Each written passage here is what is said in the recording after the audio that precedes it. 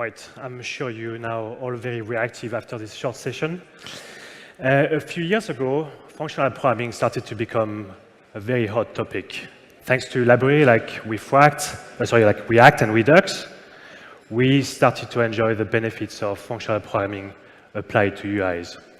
But there is also another paradigm, which is reactive programming, which is becoming increasingly more popular. So today, I'm going to talk to you about how to be more functional and reactive in React using a library with open source at work called Refract. So this library also works for Preact and Inferno, but what I'm going to talk to you today is actually applicable to many other settings. Hello, my name is Thomas Roch. I am a principal engineer at Functional, where I've been working there for 3 years now. I'm based in Glasgow, Scotland, and if you want to stay in touch beyond this talk, here is my GitHub account and Twitter handle. So any talk about reactive programming usually starts with try to define what reactive programming is. And instead of trying to define it, I'm going to show you like simple examples of reactive programming. So here is an example using a library called RxJS, where in reactive programming, you program using streams. So here we have a stream of username. We're going to pipe different transformers to this stream, and each transformer creates a new stream. So the filter operator is like it's same than for an array. It will filter out any values, which here have a length below of 3 and below characters. Then we use a special operator called debounce, which will create a new stream where values will be only emitted if the source doesn't emit a value for 300 milliseconds. So that's very useful, for example, if you have a network request that you want to map, but you don't want to make a request for each character a user is typing. Instead, you want to be performant and wait for a pause before making a request. This operator called switchMap is going to flatten the values that my AJAX request returns. So basically, for this example, from a list of username or a stream of username, I'm going to have a stream of results coming back from an API. That's what got me into reactive programming. I thought this is a really good example of how powerful it is. If I was trying to do this using imperative programming, I will have to handle timeouts and promises and try to orchestrate them and cancel them. Instead, this will give me all the infrastructure I need, and I can just express my business logic. But that is also what didn't get me into reactive programming, because the first question I have with this code is, how can I use it? Where is username coming from? And what do I do with the outputs? So I'm going to show you other examples of how reactive programming is leveraged in different contexts. The first one you might have heard of is Redux Observable. So the same example here applied to Redux Observable. The source for usernames would be observing actions of a certain type, and the destination would be another action containing the results of our search. If I were using the same logic in Cycle.js, the source will be DOM events, and the destination will be virtual elements.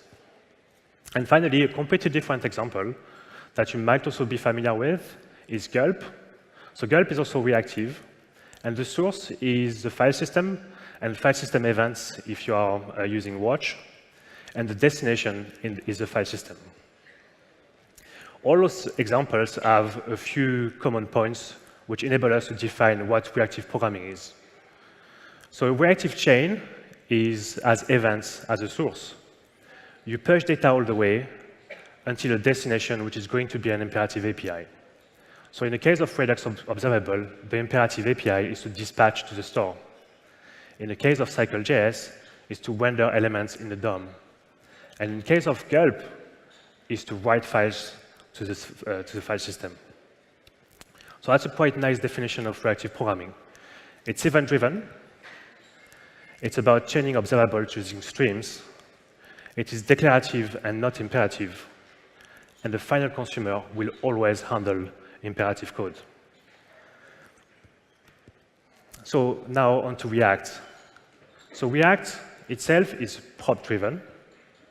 It's declarative.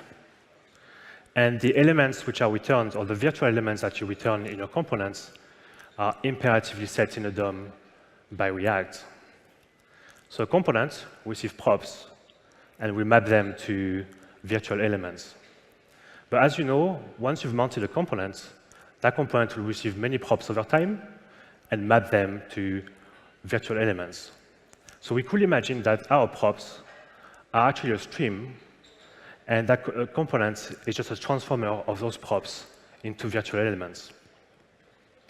If we are going to express like that logic using streams, if you imagine we have a component which displays a simple hello, your name, and given we have a stream of props, we will map those props to our component, and then React will subscribe to the stream of virtual elements and render into the DOM.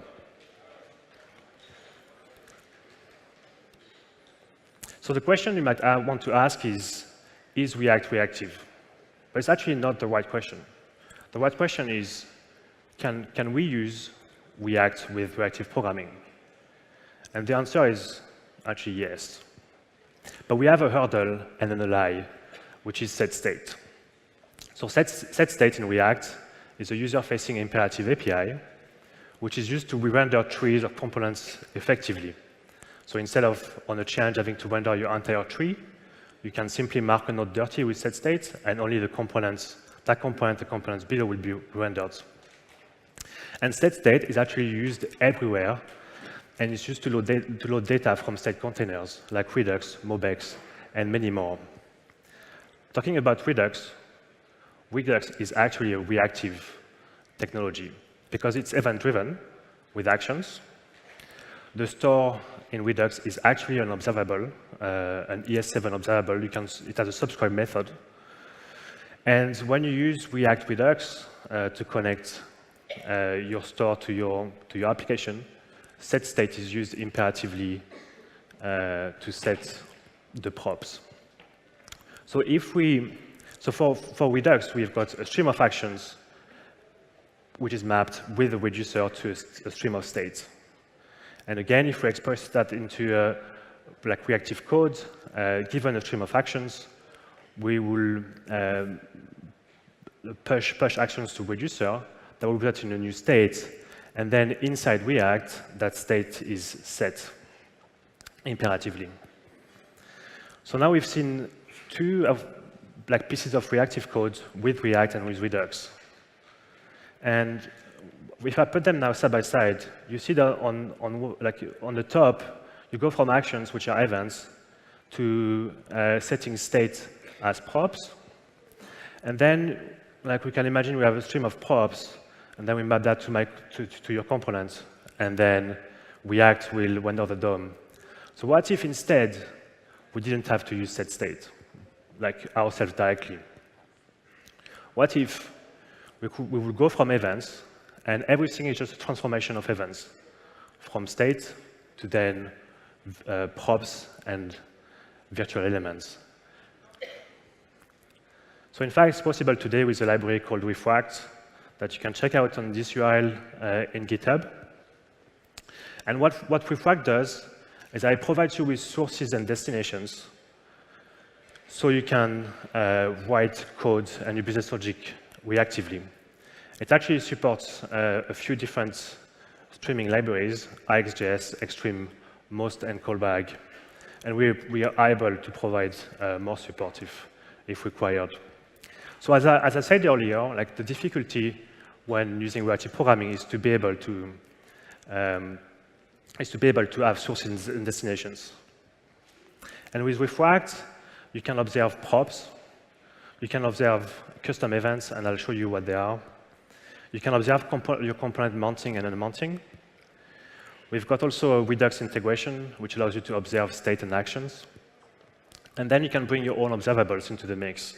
Mobex observable, your custom services for data access to your API, etc. And then, once you've got this streams available, you can push data to props, or you can push data directly to elements, or you can push data to your custom effect handler. So that might sound a bit abstract, so I'm going to show you what it means with a quick demo. So here I have an example, which is a search box. So inside search box, I'll be able to type some things, and then with a type ahead, get some results matching what I type. So that component is quite simple.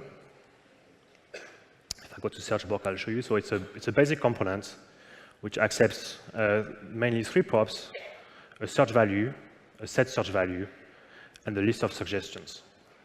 And it will display that using components from a component library.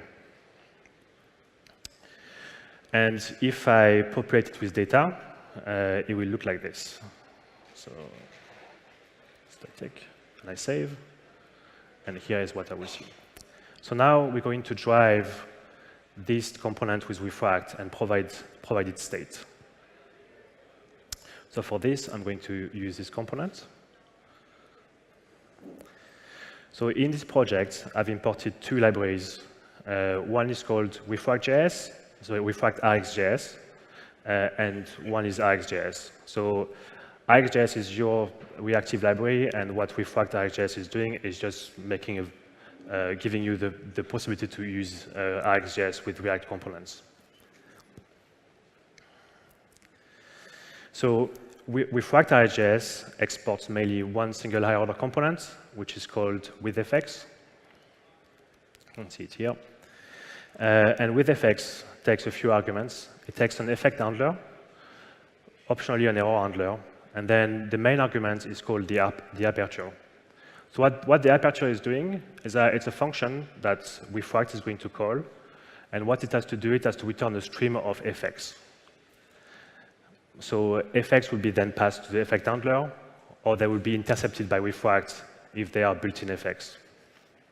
So for handling states, what I'm going to do is I'm going to use a special object called component. So just now, like the search box is completely uncontrolled, and nothing is happening. So what I will need to do is to provide it, to push props to that component with a search value and a set search value. So what I'm going to do, I'm going to first define a set search value callback.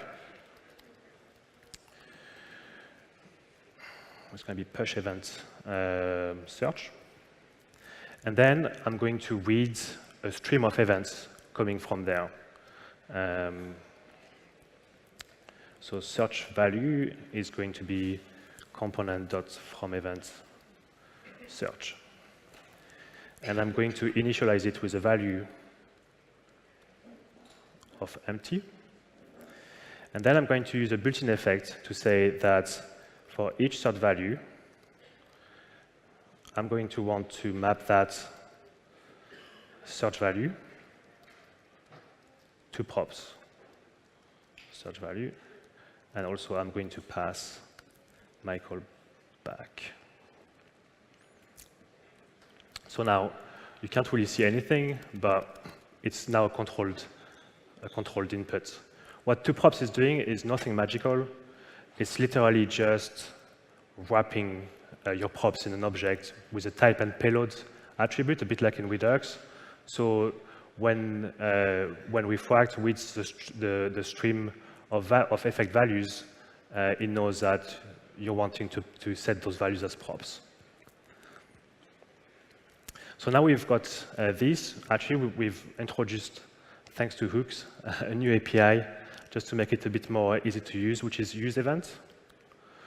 So I can now use this API to say I want to use an event and initialize the value with an empty value.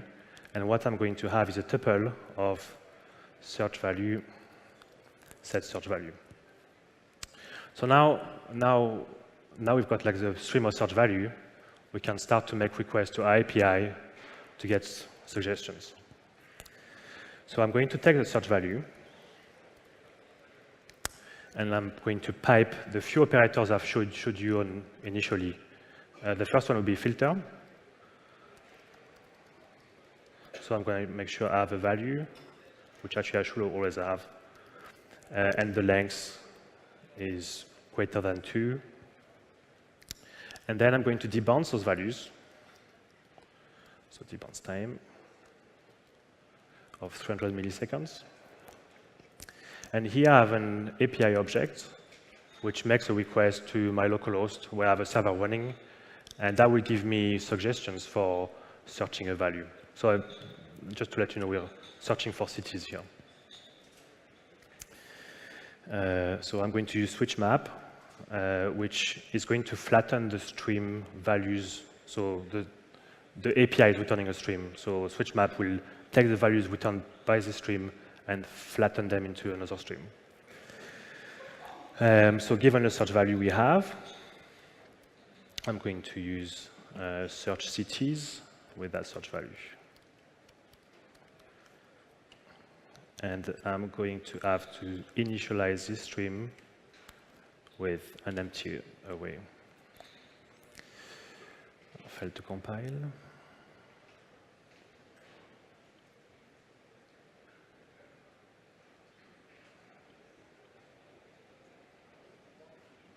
If anything sees what I'm doing wrong, please.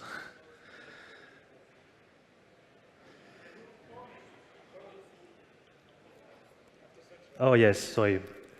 I forgot. Thank you very much. I forgot to have suggestions.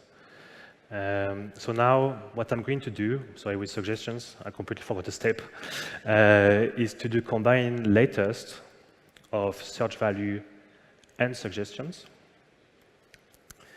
And what I'm going to receive here is a tuple of search value and suggestions.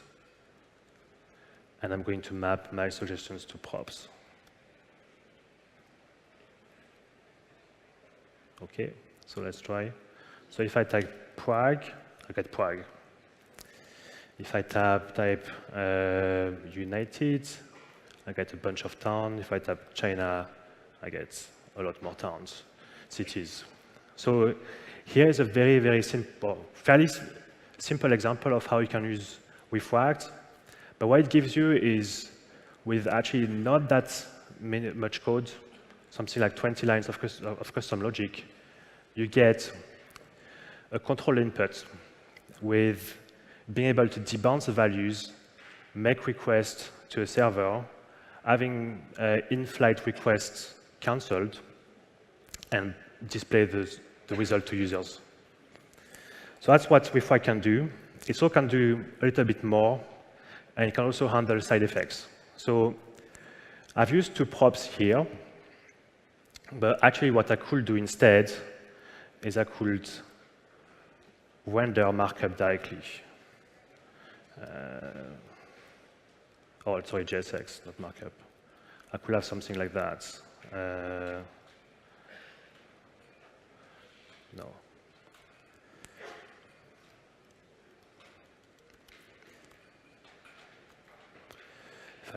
If I bring the search fields, search box, search value,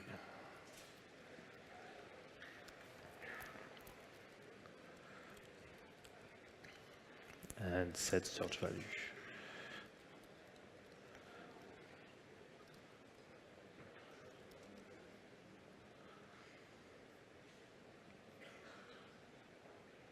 Okay, it's not compiling, never mind. Must be doing something wrong. I stay with 2 props.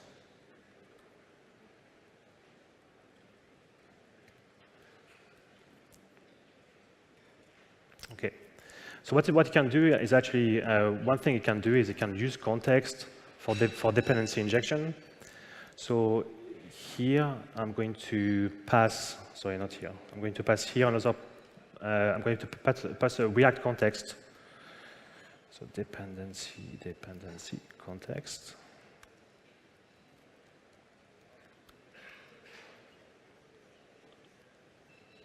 That I'm going to import from context.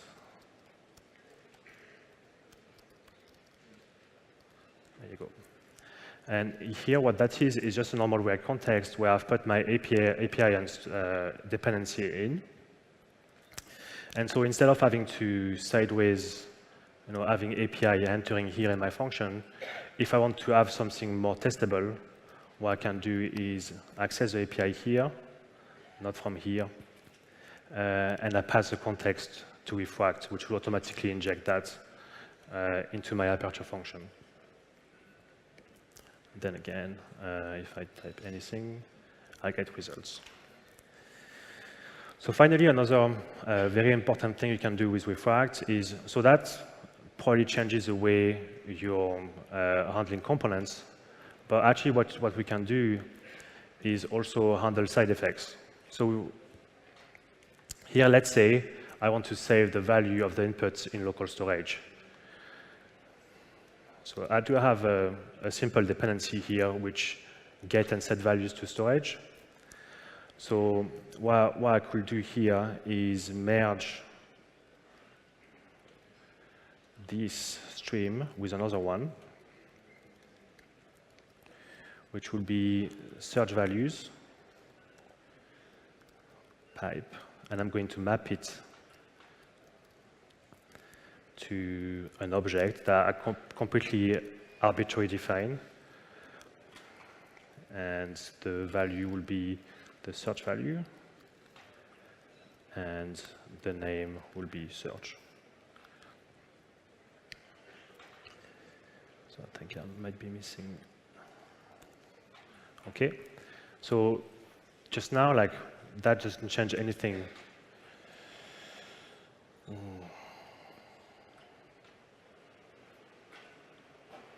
Well, okay, so what I would expect here, I'm a bit out of time, so I'm going to have to rush forward, is that my handler here is going to receive the effect, and I'll be able to,